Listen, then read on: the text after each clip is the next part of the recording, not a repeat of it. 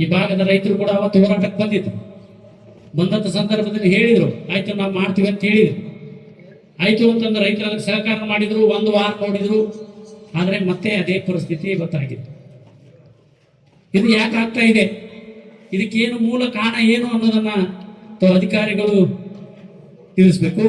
ಈಗಾಗಲೇ ನಮಗೆ ತಿಳಿದ ಮಟ್ಟಿಗೆ ನಾವೆಲ್ಲ ವಿಚಾರ ಮಾಡಿದ ಮಟ್ಟಿಗೆ ಏನಾಗ್ತಾ ಇದೆಯಪ್ಪ ಅಂತಂದ್ರೆ, ಮುದ್ದೇಬಿಹಾಳ ತಾಲೂಕು ಇವತ್ತು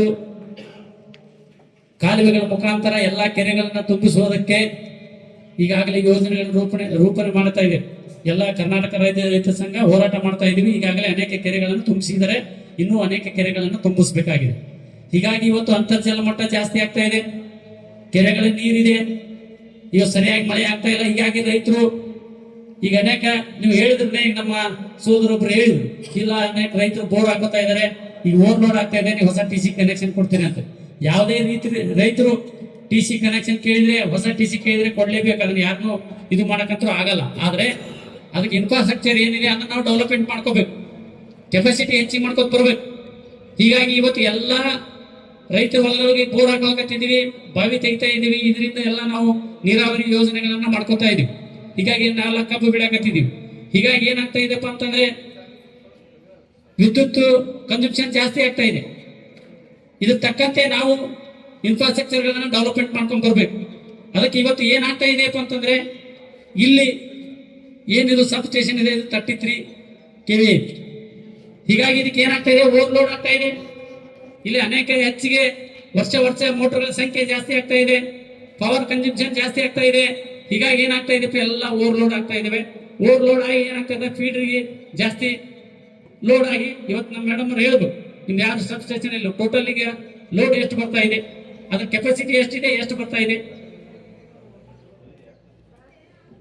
ಸರ್, ಎಷ್ಟು ಬರ್ತಾ ಇದೆ ರೀ? 200 ಮೇಲೆ 140 amps ಕೊಡಂಗಿಲ್ಲ. ಇವತ್ತು ನಮ್ಗೆ ಇಲ್ಲಿ ನಮ್ಮ ಸಮಸ್ಯೆ ಪರಿಹಾರ ಕೊಡ್ಲೇಬೇಕು. ಇವತ್ತು ಏನಾಗ್ತಾ ಇದೆಯಪ್ಪ ಅಂತಂದ್ರೆ, ಅಲ್ಲಿ ಓವರ್ಲೋಡ್ ಆಗ್ತಾ ಇದೆ. ಈಗಾಗಲೇ ನಿಮಗೆ ಅಲ್ಲಿ ಕನಕಾಲದೊಂದು 110 ಕಿಲೋವ್ಯಾಟ್ ಆಗಿದೆ, 110 KVA ಆಗಿದೆ. ಅಲ್ಲಿ ಅದು ಆಗಿದಿಲ್ಲ, 110 ಆಗಿದಿಲ್ಲ. ಅದರಿಂದ ಏನ್ ಸಾಧ್ಯ ಆಗುತ್ತಲ್ಲ ಅಗಸ್ಗಳು, ಆ ಕಡೆ ಏನಾಗ್ತದೆ, ಆ ಕಡೆ ಸ್ವಲ್ಪ ಲೋಡ್ ಕಡಿಮೆ ಮಾಡಾಗ್ತದೆ, ಆ ಕಡೆ ಒಂದು 20 ಕಂಪೈನ ಹೋಗ್ತಾವ. ನಾನು ಹೇಳಿದ್ದೀನಿ, ನಾನು ನಿಮ್ಗೆ ಹೇಳಿದ್ರ ಏನೇ ನಿಮ್ಮ ಲೈನ್ಮನ್ಗಳು ಏನೇನಿದ್ರಿ ನೀವೆಲ್ಲ ಹೇಳ್ರಿ. ಯಾಕಪ್ಪ ನೀವು ಆಫೀಸರ್ ಮುಂದೆ ಸುಮ್ ಕೂತ್ರಪ್ಪ ಅಂದ್ರೆ ಅವ್ರಿಗೆ ಗೊತ್ತಾಗಲ್ಲ ಏನ್ ಮಾಡ್ಬೇಕಂತ ಹೇಳಿ. ನೀವು ಇಲ್ಲೇ ಚರ್ಚೆ ಆಗ್ಬೇಕು, ರೈತರ ಮುಂದೆ ಚರ್ಚೆ ಆಗ್ಬೇಕು, ಇಲ್ಲೇ ಸಮಸ್ಯೆಗೆ ಪರಿಹಾರ ಸಿಗ್ಬೇಕು. ನೀವು ಏನ್ ಮಾಡ್ತೀರಿ ಅದಕ್ಕೆ ನೀವು ಸಪ್ರೇಟ್ ಒಂದು 20 ಕಂಬ ಬೀಳ್ತಾವಂತೆ, ಆ 20 ಕಂಬ ಹಾಕಿ ಯಾಕಂದ್ರೆ ಸಪ್ರೇಟ್ ಮಾಡ್ಬಿಟ್ರೆ ಅದಕ್ಕೆ ಲೋಡ್ ಕಮ್ಮಿ ಆಗ್ತದೆ. ಆಮೇಲೆ ಇನ್ನೊಂದು ಏನಪ್ಪಾ ಅಂತಂದ್ರೆ, ನಿಮ್ಗೆ ಇಲ್ಲಿ ಯಾವುದು ಬಿದಿರ್ಕುಂದಿ, ಈ ಭಾಗದ ಬಿದಿರ್ಕುಂದಿ ಲೈನ್ ಇರೋದ್ರಿಂದ ಏನ ಅಲ್ಲಿ ಲೈನ್ ಫಾಲ್ಟ್ ಭಾಳ ಬರ್ತಾ ಇದೆ. ಹೀಗಾಗಿ ಏನಾಗ್ತಾ ಇದೆಪ್ಪ, ಅದು ಓವರ್ಲೋಡ್ ಆಗ್ತಾ ಇದೆ. ಹೀಗಾಗಿ ನಾವ್ ಹೇಳ್ತಾ ಇರೋದು, ಅದ್ರದ್ದು ಏನಿದೆಯಲ್ಲ ಬಿದಿರ್ಕುಂದಿದು, ಅದನ್ನ ಆ ಕಡೆ ನೀವು ಆ ಕಡೆ ಏನೋ ಬಸರು ಕೊಡ್ತಿರೋ, ಮುದ್ದೆಗಳು ಕೊಡ್ತಿರೋ, ಆ ಕಡೆ ಕೊಟ್ಟು ಅದನ್ನ ಕಟ್ ಮಾಡಿ ಅಲ್ಲೇ ಕಂಬ ಹಾಕದ ಅವಶ್ಯಕತೆ ಇಲ್ಲಲ್ಲ, ಅಲ್ಲಿ ಕಂಬ ಹಾಕದ ಅವಶ್ಯಕತೆ ಇಲ್ಲ. ಅಲ್ಲೇ ಬರೀ ಜಂಪ್ ಚೇಂಜ್ ಮಾಡಿದ್ರೆ ಸಾಕು, ಅದು ಆ ಕಡೆ ಹೋಗ್ತದ. ಅದನ್ನ ಸಪ್ರೇಟ್ ಮಾಡಿ ಅದಕ್ಕೆ ಲೋಡ್ ಕಮ್ಮಿ ಮಾಡ್ರಿ.